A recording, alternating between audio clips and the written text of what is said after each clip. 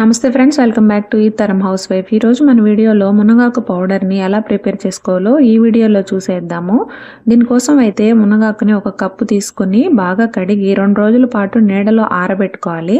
తర్వాత స్టవ్ పైన కడాయి పెట్టుకొని 1 టేబుల్ స్పూన్ పల్లీలు ఫ్రై చేసుకొని కాస్త నూనె వేసుకోవాలన్నమాట.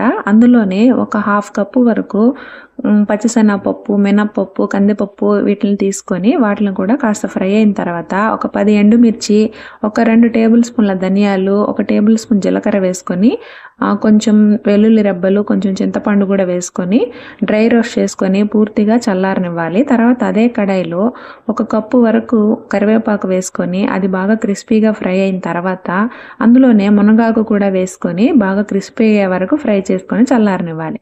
తర్వాత మిక్సీ జార్లో పల్లీలు, ఎండుమిర్చిని అయితే వేసుకొని కోర్సుగా గ్రైండ్ చేసి ఫ్రై చేసి పక్కన పెట్టుకొని మునగాకు వేసుకొని గ్రైండ్ చేసుకోవాలి.